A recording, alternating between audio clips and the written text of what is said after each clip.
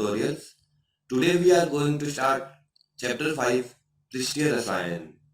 इस चैप्टर में हम अधिशोषण एवं अवशोषण, अधिशोषण के प्रकार, नंबर 2 उत्प्रेरण, 3 नंबर कोलोइड एवं इमल्सन के बारे में पढ़ेंगे। पृष्ठीय रसायन रसायन विज्ञान की वह शाखा जिसके अंतर्गत हम ठोसों के पृष्ठ पर होने वाली अभिक्रियाओं एवं गुणों का अध्ययन करते हैं, पृष्ठीय रसायन कहते हैं। पृष्ठीय रसायन के अंतर्गत हम केवल और केवल ठोस के पृष्ठ पर होने वाली अभिक्रियाओं का ही अध्ययन करते हैं। उदाहरण के लिए निकल धातु की सतह पर हाइड्रोजन गैस का अधिशोषण, संक्षारण, विषमांगी उत्प्रेरण आदि सभी पृष्ठीय रसायन के उदाहरण हैं।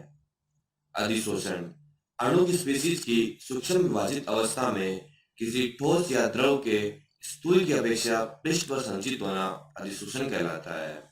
उदाहरण के लिए जब हम चौक को स्याही के बर्तन में डुबोते हैं तो बाहर निकालने पर हम देखते हैं कि चौक का रंग स्याही के रंग के समान हो जाता है, परंतु जब हम चौक को तोड़ते हैं तो हम देखते हैं अंदर से चौक अभी भी सफेद है। यह एक अधिशोषण का उदाहरण है। इस उदाहरण में स्याही केवल चौक के पृष्ठ पर ही अधिशोषित होती है। अधिशोष्य वह पदार्थ या स्पीशीज जो कि पृष्ठ पर संचित होता है। दिए गए उदाहरण में अधिशोष्य स्याही है। अधिशोषक वह ठोस जिसकी सतह पर अधिशोषण होता है। दिए गए उदाहरण में अधिशोषक चौक है। Charcoal, silica gel, alumina gel, मिट्टी आदि अच्छे अधिशोषक के उदाहरण हैं। इनकी सतह पर अधिशोष्य का अधिशोषण अधिक मात्रा में होता है, अतः इन्हें अच्छे अधिशोषक कहा जाता है। अधिशोषण के उदाहरण सक्रिय चारकोल द्वारा गैस का अधिशोषण। जब हम किसी गैस के डब्बे के अंदर चारकोल का टुकड़ा रखते हैं तो हम देखते हैं कुछ समय पश्चात गैस का दाब कम हो जाता है। ऐसा इसलिए होता है क्योंकि सक्रिय चारकोल के द्वारा गैस के अणुओं का अधिशोषण कर लिया जाता है, अतः गैस का दाब कम हो जाता है। शर्करा के निर्माण के दौरान उपस्थित रंगीन पदार्थ का चारकोल द्वारा अधिशोषण।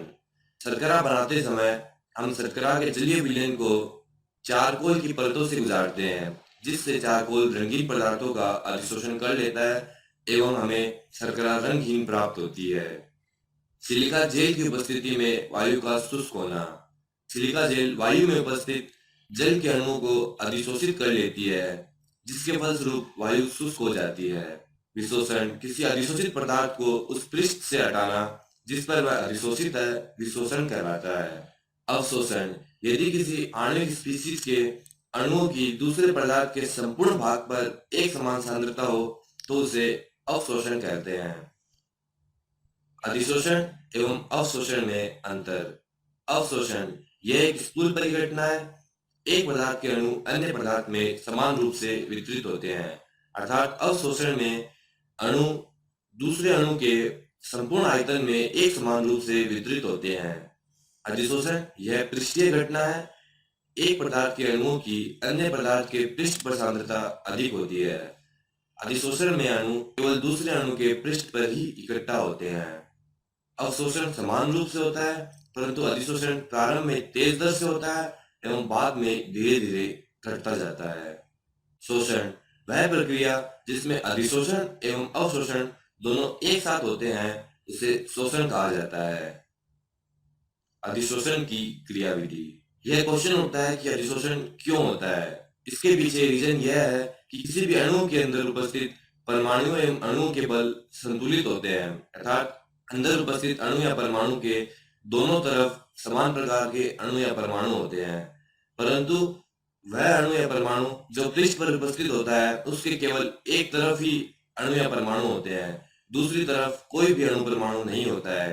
अतः पृष्ठ पर उपस्थित अणु अपनी ओर एक आकर्षित बल पैदा करते हैं, जिसके फलस्वरूप वह अन्य अणुओं को अपनी ओर आकर्षित करते हैं, अतः अधिशोषण की क्रिया होती है। जब पृष्ठ पर उपस्थित अणु अपनी ओर अन्य अणुओं को आकर्षित करते हैं तो अणु उनसे बनते जाते हैं। कुछ समय पश्चात अणु कई परतों के रूप में जमा हो जाते हैं। स्पष्ट है कि पृष्ठ के अणु एवं पहली परत के अणुओं के बीच लगने वाला बल पृष्ठ के अणु एवं दूसरी परत के अणुओं के बीच लगने वाले बल की तुलना में अधिक प्रबल होगा, अर्थात जैसे जैसे परतों की संख्या बढ़ती जाएगी वैसे वैसे पृष्ठ के अणु एवं परत के अणुओं के बीच लगने वाला बल कम होता जाएगा। अतः हम ये कह सकते हैं कि परतों की संख्या बढ़ने के साथ साथ अधिशोषण की दर कम होती जाएगी, अर्थात समय के बढ़ने के साथ परतों की संख्या बढ़ेगी। अतः यह कह सकते हैं कि समय बढ़ने के साथ साथ अधिशोषण की दर कम होती जाएगी। इसलिए अधिशोषण प्रारंभ में तेज दर से होता है एवं धीरे धीरे घटता जाता है। नोट: अधिशोषण केवल पृष्ठ पर होने वाली घटना है। विशेष रूप से चुंबकित अवस्था में ठोस जो कि अधिक पृष्ठीय क्षेत्रफल के होते हैं अच्छे अधिशोषक की तरह कार्य करते हैं। अणुओं को कई भागों में तोड़ दें तो अधिशोष्य को अधिशोषित होने के लिए अधिक क्षेत्रफल प्राप्त होगा, जिसके फलस्वरूप अधिशोषण की मात्रा बढ़ेगी। अतः चुंबकित अवस्था में ठोस अच्छे अधिशोषक की तरह कार्य करते हैं। एंट्रोपी: जब कोई गैस किसी ठोस की सतह पर अधिशोषित होती है तो उसकी रैंडमनेस घटती है, जिससे एंट्रोपी घटती है। अतः अधिशोषण में एंट्रोपी घटती है। दिए गए एग्जाम्पल में जब इस ठोस की सतह पर गैस के अणु इकट्ठा होते हैं तो गैस के अणुओं की यादृच्छिक गति करने की प्रवृत्ति खत्म हो जाती है। गैस के अणु इस ठोस की पृष्ठ के सतह पर एकत्रित होने लगते हैं, अतः जिसे गैस के अणुओं की रैंडमनेस घटना भी कहा जा सकता है। गैस के अणुओं की रैंडमनेस अर्थात यादृच्छिक गति घटती है, जिसके फलस्वरूप एंट्रोपी भी घटती है। यदि किसी भी अणु की यादृच्छिक गति अधिक होती है तो उसकी एंट्रोपी अधिक होती है।